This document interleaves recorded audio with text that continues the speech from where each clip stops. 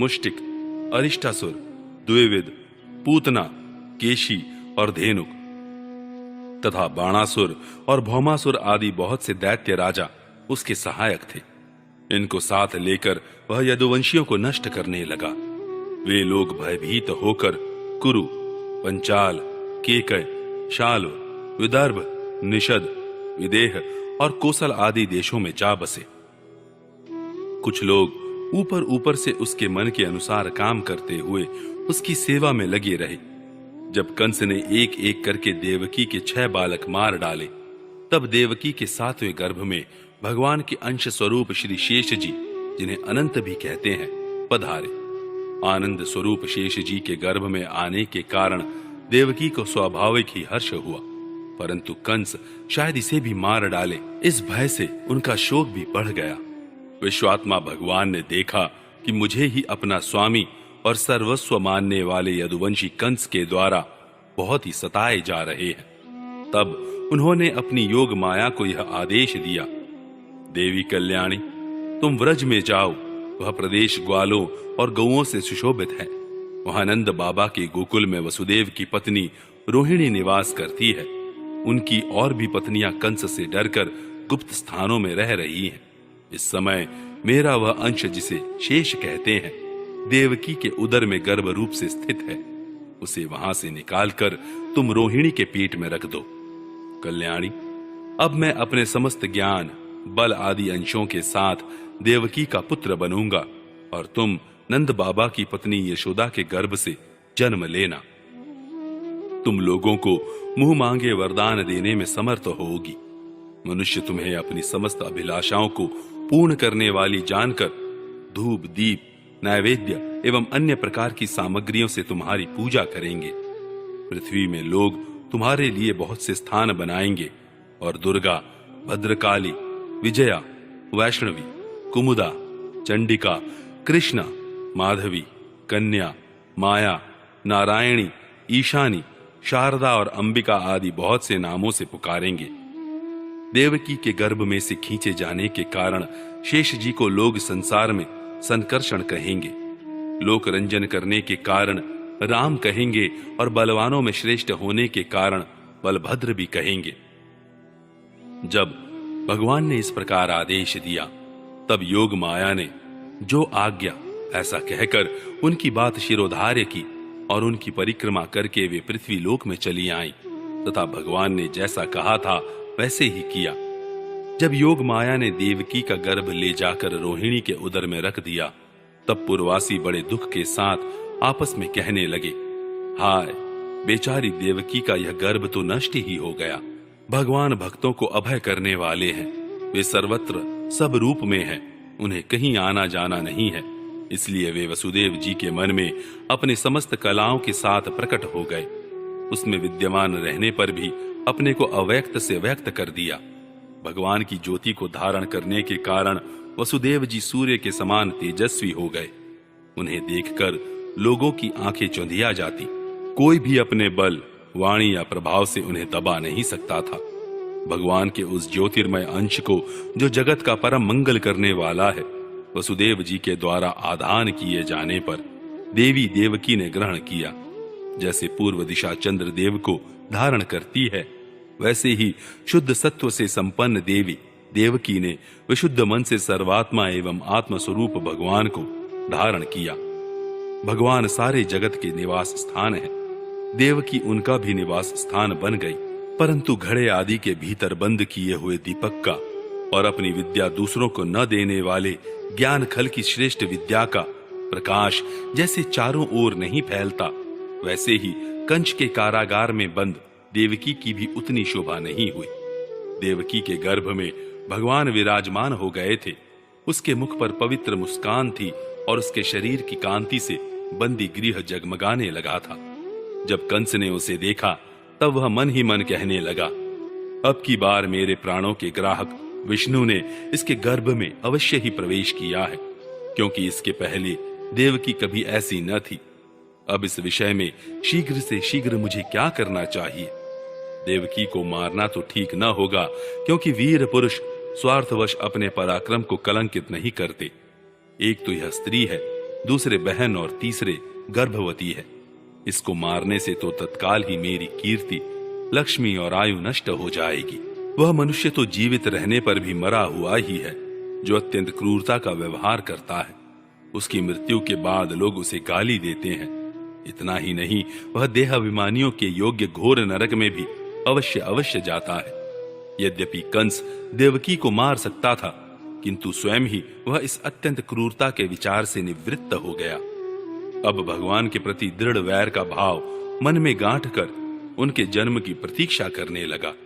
वह उठते बैठते, खाते पीते, सोते जागते और चलते फिरते सर्वदा ही श्री कृष्ण के चिंतन में लगा रहता। जहां उसकी आंख पड़ती, जहां कुछ खड़का होता, वहां उसे श्री कृष्ण दीख जाते। इस प्रकार उसे सारा जगत ही श्री कृष्ण में दिखने लगा। परीक्षित, भगवान शंकर और ब्रह्मा जी कंस के कैद खाने में आए। उनके साथ अपने अनुचरों के सहित समस्त देवता और नारद आदि ऋषि भी थे। वे लोग सुमधुर वचनों से सबकी अभिलाषा पूर्ण करने वाले श्री हरि की इस प्रकार स्तुति करने लगे। प्रभु, आप सत्य संकल्प है, सत्य ही आपकी प्राप्ति का श्रेष्ठ साधन है। सृष्टि के पूर्व, प्रलय के पश्चात और संसार की स्थिति के समय इन असत्य अवस्थाओं में भी आप सत्य हैं। पृथ्वी, जल, तेज, वायु और आकाश, इन 5 दृश्यमान सत्यों के आप ही कारण हैं और उनमें अंतर्यामी रूप से विराजमान भी हैं। आप इस दृश्यमान जगत के परमार्थ स्वरूप हैं। आप ही मधुरवाणी और समदर्शन के प्रवर्तक हैं। भगवान, आप तो बस सत्य स्वरूप ही हैं। हम सब आपकी शरण में आए हैं। यह संसार क्या है? एक सनातन वृक्ष। इस वृक्ष का आश्रय है एक प्रकृति। इसके 2 फल हैं, सुख और दुख। 3 जड़ें हैं, सत्व, रज और तम। 4 रस हैं, धर्म, अर्थ, काम और मोक्ष। इसके जानने के 5 प्रकार हैं, श्रोत्र, त्वचा, नेत्र, रसना और नासिका। इसके 6 स्वभाव हैं, पैदा होना, रहना, बढ़ना, बदलना, घटना और नष्ट हो जाना। इस वृक्ष की छाल है 7 धातुएं, रस, रुधिर, मांस, मेद, अस्थि, मज्जा और शुक्र। 8 शाखाएं हैं, 5 महाभूत, मन, बुद्धि और अहंकार। इसमें मुख आदि 9 द्वार खोड़र हैं, प्राण, अपान, व्यान, उदान, समान, नाग, कूर्म, कृकल, देवदत्त और धनंजय। ये 10 प्राण ही इसके 10 पत्ते हैं। इस संसार रूप वृक्ष पर 2 पक्षी हैं, जीव और ईश्वर। इस संसार रूप वृक्ष की उत्पत्ति के आधार एकमात्र आप ही हैं। आप में ही इसका प्रलय होता है और आपके ही अनुग्रह से इसकी रक्षा भी होती है। जिनका चित्त आपकी माया से आवृत्त हो रहा है, इस सत्य को समझने की शक्ति खो बैठा है। वे ही उत्पत्ति, स्थिति और प्रलय करने वाले ब्रह्मादि देवताओं को अनेक देखते हैं। तत्वज्ञानी पुरुष तो सबके रूप में केवल आपका ही दर्शन करते हैं। आप ज्ञान स्वरूप आत्मा है। चराचर जगत के कल्याण के लिए ही अनेकों रूप धारण करते हैं। आपके वे रूप विशुद्ध अप्राकृतिक सत्वमय होते हैं और संत पुरुषों को बहुत सुख देते हैं। साथ ही दुष्टों को उनकी दुष्टता का दंड भी देते हैं। उनके लिए अमंगलमय भी होते हैं। कमल के समान कोमल अनुग्रह भरे नेत्रों वाले प्रभु, कुछ बिरले लोग ही आपके समस्त पदार्थों और प्राणियों के आश्रय स्वरूप रूप में पूर्ण एकाग्रता से अपना चित्त लगा पाते हैं और आपके चरण कमल रूपी जहाज का आश्रय लेकर इस संसार सागर को बछड़े के खुर के गड्ढे के समान अनायास ही पार कर जाते हैं। क्यों ना हो, अब तक के संतों ने इसी जहाज से संसार सागर को पार जो किया है। परम प्रकाश स्वरूप परमात्मन, आपके भक्तजन सारे जगत के निष्कपट प्रेमी, सच्चे हितैषी होते हैं। वे स्वयं तो इस भयंकर और कष्ट से पार करने योग्य संसार सागर को पार कर ही जाते हैं, किंतु औरों के कल्याण के लिए भी वे यहां आपके चरण कमलों की नौका स्थापित कर जाते हैं। वास्तव में सत्पुरुषों पर आपकी महान कृपा है। उनके लिए आप अनुग्रह स्वरूप ही हैं। कमल नयन, जो लोग आपके चरण कमलों की शरण नहीं लेते तथा आपके प्रति भक्ति भाव से रहित होने के कारण जिनकी बुद्धि भी शुद्ध नहीं है, वे अपने को झूठ मूठ मुक्त मानते हैं। वास्तव में तो वे बद्ध ही हैं। वे यदि बड़ी तपस्या और साधना का कष्ट उठाकर किसी प्रकार ऊंचे से ऊंचे पद पर भी पहुंच जाएं, तो भी वहां से नीचे गिर जाते हैं। परंतु भगवान, जो आपके अपने निज जन हैं, जिन्होंने आपके चरणों में अपनी सच्ची प्रीति जोड़ रखी है, वे कभी उन ज्ञानाभिमानियों की भांति अपने साधन मार्ग से गिरते नहीं। प्रभु, वे बड़े बड़े विघ्न डालने वालों की सेना के सरदारों के सिर पर पैर रखकर निर्भय विचरते हैं। कोई भी विघ्न उनके मार्ग में रुकावट नहीं डाल सकते, क्योंकि उनके रक्षक आप जो हैं। आप संसार की स्थिति के लिए समस्त देहधारियों को परम कल्याण प्रदान करने वाला विशुद्ध सत्वमय सच्चिदानंदमय परम दिव्य मंगल विग्रह प्रकट करते हैं। उस रूप के प्रकट होने से ही आपके भक्त वेद, कर्मकांड, अष्टांग योग, तपस्या और समाधि के द्वारा आपकी आराधना करते हैं। बिना किसी आश्रय के वे किसकी आराधना करेंगे? प्रभु, आप सबके विधाता हैं। यदि आपका यह विशुद्ध सत्वमय निज स्वरूप न हो, तो अज्ञान और उसके द्वारा होने वाले भेदभाव को नष्ट करने वाला अपरोक्ष ज्ञान ही किसी को न हो। जगत में दिखने वाले तीनों गुण आपके हैं और आपके द्वारा ही प्रकाशित होते हैं, यह सत्य है। परंतु इन गुणों की प्रकाशक वृत्तियों से आपके स्वरूप का केवल अनुमान ही होता है, वास्तविक स्वरूप का साक्षात्कार नहीं होता। भगवान, मन और वेदवाणी के द्वारा केवल आपके स्वरूप का अनुमान मात्र होता है, क्योंकि आप उनके द्वारा दृश्य नहीं, उनके साक्षी हैं। इसलिए आपके गुण, जन्म और कर्म आदि के द्वारा आपके नाम और रूप का निरूपण नहीं किया जा सकता। फिर भी प्रभु, आपके भक्तजन उपासना आदि क्रिया योगों के द्वारा आपका साक्षात्कार तो करते ही है।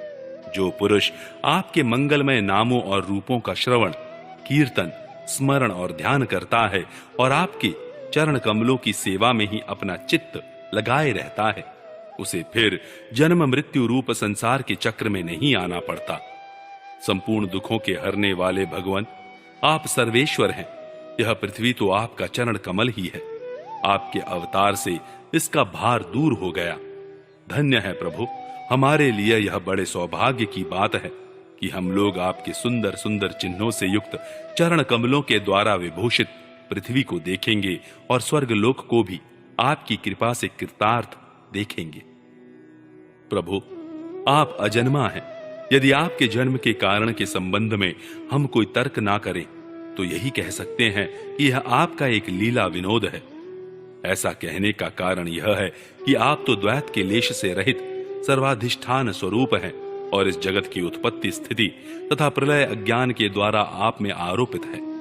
प्रभु, आपने जैसे अनेकों बार मत्स्य, हयग्रीव, कच्छप, नृसिंह, वराह, हंस, राम, परशुराम और वामन अवतार धारण करके हम लोगों की और तीनों लोकों की रक्षा की है, वैसे ही आप इस बार भी पृथ्वी का भार हरण कीजिए। यदुनंदन, हम आपके चरणों में वंदना करते हैं। माताजी, यह बड़े सौभाग्य की बात है कि आपकी कोख में हम सब का कल्याण करने के लिए स्वयं भगवान पुरुषोत्तम अपने ज्ञान, बल आदि अंशों के साथ पधारे हैं। अब आप कंस से तनिक भी मत डरिए। अब तो वह कुछ ही दिनों का मेहमान है। आपका पुत्र यदुवंश की रक्षा करेगा। श्री सुखदेव जी कहते हैं, परीक्षित, ब्रह्मादि देवताओं ने इस प्रकार भगवान की स्तुति की। उनका रूप यह है, इस प्रकार निश्चित रूप से तो कहा नहीं जा सकता। सब अपनी अपनी मति के अनुसार उसका निरूपण करते हैं। इसके बाद ब्रह्मा और शंकर जी को आगे करके देवगण स्वर्ग में चले गए।